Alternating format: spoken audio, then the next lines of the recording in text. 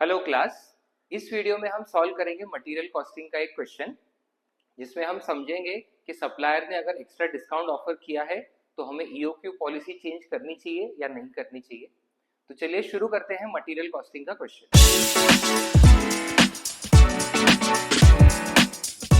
Question पढ़ते हैं। Annual demand दिया है 45 units, purchase price raw material का है 200 पर यूनिट, कैरिंग कॉस्ट वापस परसेंटेज में दिया है। तो ये पिछले वीडियोस में भी हमने डिस्कस किया है। परसेंटेज में दिया है मतलब रॉ मटेरियल अगर हमें स्टोर करना है तो उसके लिए हमको परचेज करने के लिए लोन लेना पड़ता है, और जितना हम लोन लेते हैं उसके ऊपर हम 15% इंटरेस्ट देते हैं, तो वही हमारा कैरिंग कॉस्ट हो जाता है। देन ऑर्डरिंग कॉस्ट है 300 per order. The supplier offers 2% discount for orders in excess of 60 units. मतलब मिनिमम 60 यूनिट्स का ऑर्डर दिया तो 2% का डिस्काउंट मिलेगा, and 5% discount for orders in excess of 90 units. So minimum 90 units का ऑर्डर दिया तो 5% का डिस्काउंट मिलेगा। Determine the economic lot size. तो यहाँ पे हमको तीन पॉसिबिलिटीज देखनी है। सबसे पहले ईओक्यू कैलकुलेट करके उसका कॉस्ट निकालेंगे कि अगर हम ईओक्यू ऑर्डर करते हैं तो हमें कुछ भी डिस्काउंट नहीं मिलेगा, बट ईओक्यू में हमारा कैरिंग कॉस्ट और ऑर्डरिंग कॉस्ट मिनिमम हो जाएगा। फिर 2% डिस्काउंट लेने के लिए एट अ टाइम 60 यूनिट्स और 5% डिस्काउंट लेने के लिए eight a time 90 units order करके कितना हमारा कॉस्ट आता है। तो सबसे पहले शुरू करते हैं कैलकुलेशन ऑफ ईओक्यू के साथ। तो इसका फॉर्मूला है 2 into annual requirement into ordering cost divided by carrying cost under root. So हमारा एनुअल रिक्वायरमेंट है 45 यूनिट्स, ऑर्डरिंग कॉस्ट है 300 पर ऑर्डर, कैरिंग कॉस्ट 15% बोला है, तो ये 15% हमें निकालना है परचेज प्राइस पे। सो 200 का 15% 30 रुपीज हो जाता है and under root.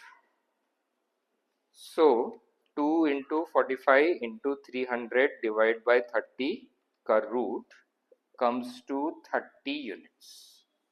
So as per EOQ policy हमको 30 units at a time order करने चाहिए।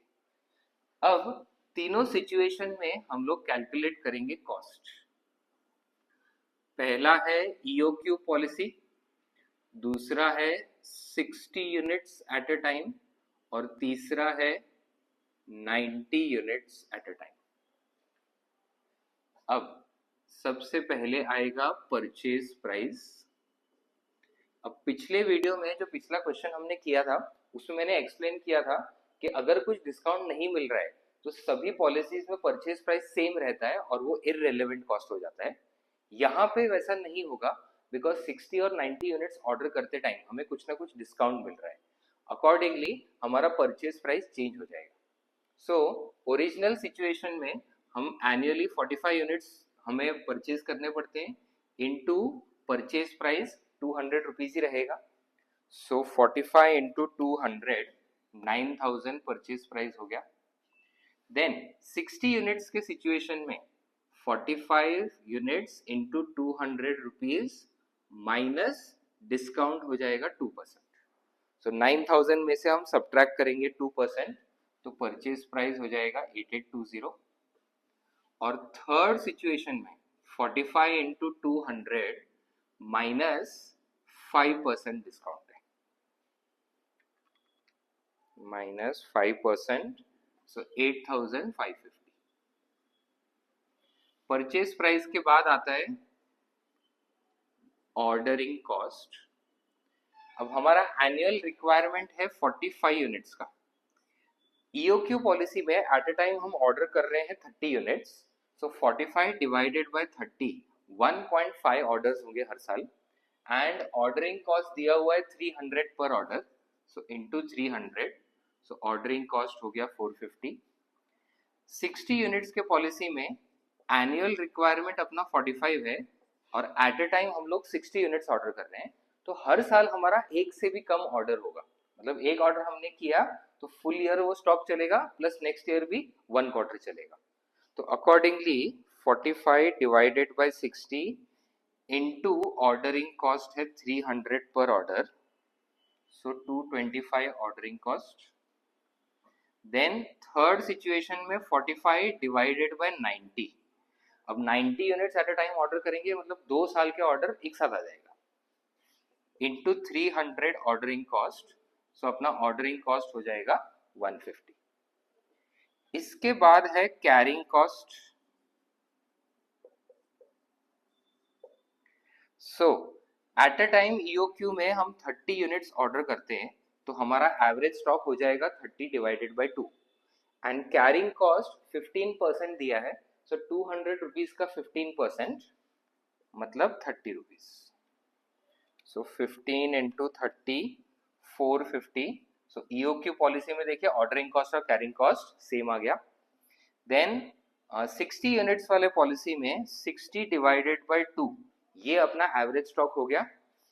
देन कैरिंग कॉस्ट जब 15% निकालेंगे तो इस बार 200 का नहीं, 200 में से पहले 2% डिस्काउंट माइनस करेंगे, फिर उसका 15% कैरिंग कॉस्ट आएगा। सो 200 minus 2% into 15% comes to 29.4। 200 and 29.4 into 30, so 882 का कैरिंग कॉस्ट।